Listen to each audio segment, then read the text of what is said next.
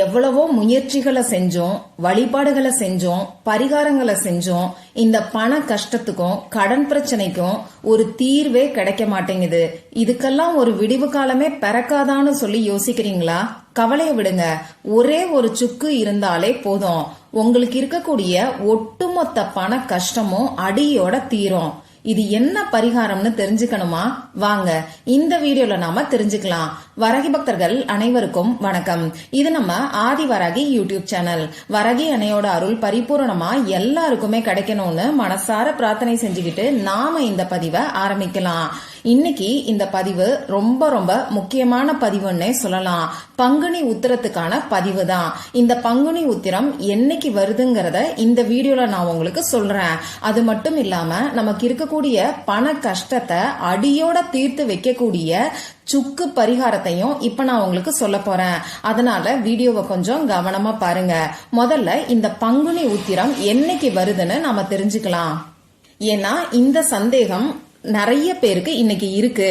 பங்குனி உத்திரம் பாத்தீங்கன்னா மார்ச் மாசம் 25ஆம் தேதி திங்கட்கிழமை அன்னைக்கு தான் நமக்கு வருது.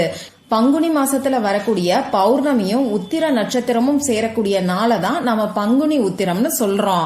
மார்ச் மாசம் 24ஆம் தேதி காலையில 8:47 நமக்கு இந்த உத்திர நட்சத்திரம் ஆரம்பமாகிறது. காலையில 11:17 அதாவது 24ஆம் தேதி ஞாயிற்றுக்கிழமை அன்னைக்கு காலையில 11:17 நமக்கு பௌர்ணமி திதி ஆரம்பமாகுது. ஆனா நாம எப்பயுமே சூரிய உதயத்துல இருக்கக்கூடிய திதியை தான் கணக்குல எடுத்துப்போம். இத பத்தி நிறைய பதிவுகள்ல நான் உங்களுக்கு சொல்லியிருக்கேன். அந்த வகையில மார்ச் மாசம் 25ஆம் தேதி திங்கட்கிழமை அன்னைக்கு சூரிய உதய நேரத்துல நமக்கு பௌர்ணமி திதியும் உத்திர நட்சத்திரமும் சேர்ந்து இருக்கு. அதனால மார்ச் மாசம் 25ஆம் தேதி தான் நமக்கு பங்குனி உத்திர நாளா இந்த வருஷம் இருக்கு. இந்த பங்குனி உத்திரம் பாத்தீங்கன்னா வருஷத்துக்கு ஒரு தடவை மட்டுமே வரக்கூடிய அற்புதமான நாள்னே சொல்லலாம். அதுலயும் இந்த வருஷம் வரக்கூடிய பங்குனி உத்திரம் 100 வருடங்களுக்கு பிறகு வரக்கூடிய அதிசக்தி வாய்ந்த நாளா நமக்கு இருக்கு. ஏன்னா இந்த நாள்ல நமக்கு சந்திர கிரகணமும் ஒன்னா சேர்ந்து இருக்கு. இப்படி 100 ஆண்டுகளுக்கு பிறகு வரக்கூடிய சந்திர கிரகணமும் பங்குனி உத்திரமும் சேரக்கூடிய நாள் தான் நமக்கு மார்ச் மாசம் 25ஆம் தேதி வருது. இது ரொம்ப ரொம்ப அதிசக்தி வாய்ந்த நாள்னே சொல்லலாம். இந்த பங்குனி உத்திர நாள்ல நமக்கு பல சிறப்புகள் இருக்குன்னே சொல்லலாம். சிவபெருமான் அன்னை பார்வதிய மணக்கோலத்துல சுந்தரமூர்த்தி நாயனாருக்கு மதுரையில காட்சி தந்த நாளும் இந்த பங்குனி உத்திர நாள் தான். அன்னை மீனாட்சிய திருமணம் செஞ்சு மீனாட்சி சுந்தரேஸ்வரரா காட்சி கொடுத்த நாளும் இந்த நாள்னே சொல்லலாம். சிவனோட தவத்தை கலைச்சதுனால இறைவனோட நெற்றிக்கண்ணால மன்மதன் எரிக்கப்பட்டான். ரதி தேவியோட வேண்டுதலால திரும்பியும் மன்மதன் உயிர் பெற்றதும் இந்த பங்குனி உத்திர நாள்ல தான். அது மட்டும் இல்லாம ரொம்ப ரொம்ப முக்கியமா முருகன் தெய்வானை திருமணம் நடந்ததும் இந்த நாள்ல தான். அது மட்டும் இல்லாம வள்ளி அவதரிச்ச நாளும் இந்த பங்குனி உத்திர நாள் தான்.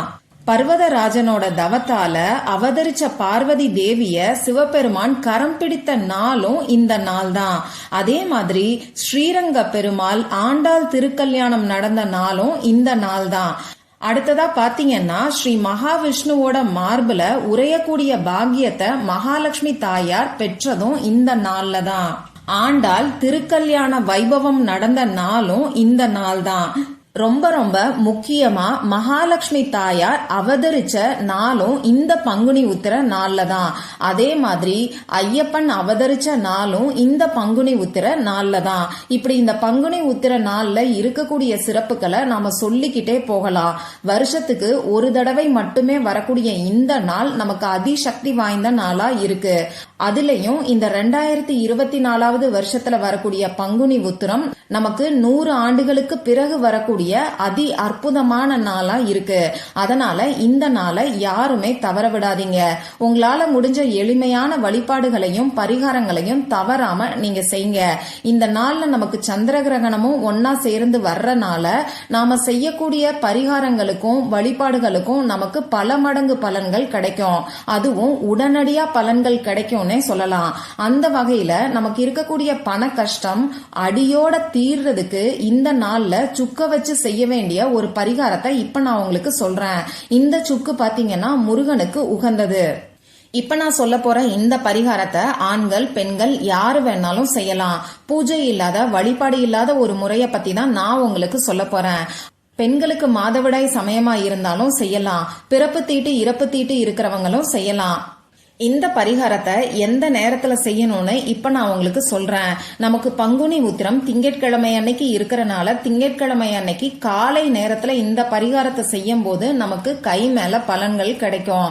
அதுலயும் குறிப்பா திங்கட்கிழமை அன்னைக்கு காலையில 6 மணியிலிருந்து 7 மணிக்குள்ள நமக்கு சந்திரஹோரை இருக்கு.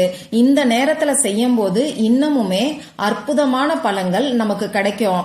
இப்படி குறிப்பிட்ட இந்த நேரத்தை பயன்படுத்த முடியாதவங்க திங்கட்கிழமை அன்னைக்கு பிரம்ம முகூர்த்த நேரத்துல இருந்து ஆரம்பிச்சு மத்தியானம் 1 மணி வரைக்கும் இருக்கக்கூடிய இடைப்பட்ட நேரத்துல நீங்க எப்ப வேணாலும் இந்த பரிகாரத்தை செய்யலாம். இப்போ இதுக்கு தேவையான பொருட்கள் என்னன்னு பாத்தீங்கன்னா நான் முன்னாடியே சொன்ன மாதிரி ஒரே ஒரு சுக்கு மட்டும்தான் நமக்கு தேவைப்படும். உங்க வீட்ல எந்த இடத்துல இருந்து வேணாலும் இந்த பரிகாரத்தை நீங்க செய்யலாம். வீட்ல இருந்து மட்டும்தான் செய்யணும். உங்க சொந்தக்காரங்களோட வீட்ல இருந்தோ ஆபீஸ்ல இருந்தோ நீங்க செய்ய வேண்டாம். காலையில 6 மணில இருந்து 7 மணிக்குள்ள இந்த பரிகாரத்தை செய்யறீங்கன்னா நீங்க குளிச்சுட்டு வந்துட்டு அதுக்கப்புறமா செய்யுங்க. என்னதான் நமக்கு எந்த விதமான கட்டுப்பாடுகளும் கிடையாதுன்னு சொன்னாலும் நாம குளிக்கும் போது நம்ம உடல்ல இருக்கக்கூடிய வெப்பம் தணியும். அது மட்டும் இல்லாம முந்தின நாள் நாம தெரிஞ்சோ தெரியாமையோ செஞ்ச பாவங்கள் கூட நாம குளிக்கிறது மூலமா குறையும்னு சொல்லுவாங்க. அதனால குளிச்சுட்டு வந்துட்டு அதுக்கப்புறமா இந்த பரிகாரத்தை செய்யறதுக்கு பாருங்க. இப்போ ஒரே ஒரு சுக்கை எடுத்து உங்க கையில வச்சுக்கோங்க.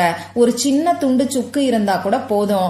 இப்போ மனசார உங்க குலதெய்வத்துக்கிட்டையும் முருகப்பெருமான் கிட்டையும் பெருமாள் கிட்டையும் மகாலட்சுமி தாயார் கிட்டையும் சிவபெருமான் கிட்டையும் மனசார பிரார்த்தனை செஞ்சுக்கோங்க. உங்களுக்கு இருக்கக்கூடிய பண கஷ்டம் எல்லாமே நீங்கி பணவரவு அதிகரிக்கணும்னு சொல்லி பிரார்த்தனை செஞ்சுக்கோங்க. வீண் விரைய செலவுகள் குறையணும், பணம் சேமிப்புல தங்கணும்னு சொல்லி பிரார்த்தனை செஞ்சுக்கிட்டு இந்த சுக்கை எடுத்து கொண்டு போய் அரிசி வச்சிருக்கக்கூடிய டப்பால நீங்க வச்சிருங்க. ஒரு சிலர் அரிசிய டப்பால வச்சிருப்பீங்க. அந்த அரிசிக்குள்ள இந்த சுக்கை நீங்க மறைச்சு வச்சிருங்க. இன்னும் ஒரு சிலர் மூட்டையாவே அரிசிய வச்சிருப்பீங்க.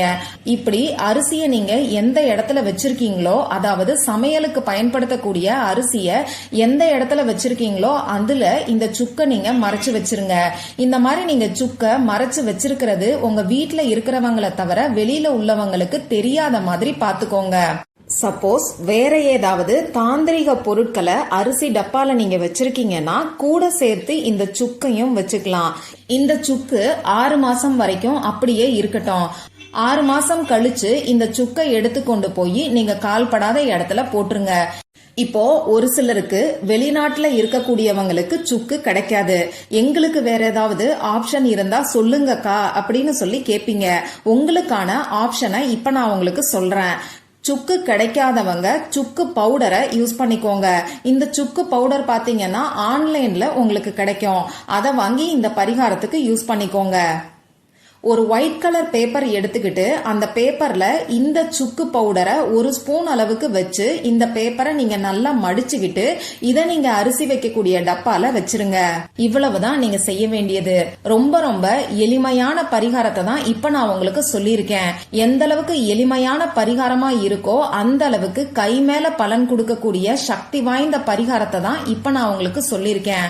அதுவும் சக்தி வாய்ந்த நாள்ல 100 வருடங்களுக்கு பிறகு வரக்கூடிய சக்தி வாய்ந்த நாள்ல இந்த பரிகாரத்தை நாம செய்யும் போது அந்த நாள்ல இருக்கக்கூடிய பிரபஞ்ச சக்தியின் மூலமா நிச்சயமா நம்ம எல்லாருக்குமே கை மேல பலன் கிடைக்கும். அதனால நம்பிக்கையோட ட்ரை பண்ணி பாருங்க. உங்களுக்கு இருக்கக்கூடிய பண கஷ்டம் படிப்படியா குறைய ஆரம்பிக்கிறத நீங்களே உணர்வீங்க. இந்த பதிவுல உங்களுக்கு ஏதாவது சந்தேகம் இருந்துச்சுன்னா எனக்கு கமெண்ட் பாக்ஸ்ல கேளுங்க. அதை நான் உங்களுக்கு உடனே தெளிவுபடுத்துறேன். இந்த பதிவு உங்களுக்கு பிடிச்சிருந்தா லைக் பண்ணிட்டு உங்க ஃப்ரெண்ட்ஸ் அண்ட் ஃபேமிலி கூட ஷேர் பண்ணுங்க. இந்த மாதிரி அந்தந்த நாளுக்கும் நேரத்துக்கும் திதிக்கும் உரிய வழிபாடுகளையும் பரிகாரங்களையும் நீங்க மிஸ் பண்ணாம தெரிஞ்சுக்கிறதுக்கு நம்ம சேனலை மறக்காம சப்ஸ்கிரைப் பண்ணிட்டு பக்கத்துல இருக்கக்கூடிய பெல் ஐகானையும் பிரஸ் பண்ணிக்கோங்க. மற்றும் ஒரு பயனுள்ள பதிவுல நாம சந்திக்கலாம். நன்றி.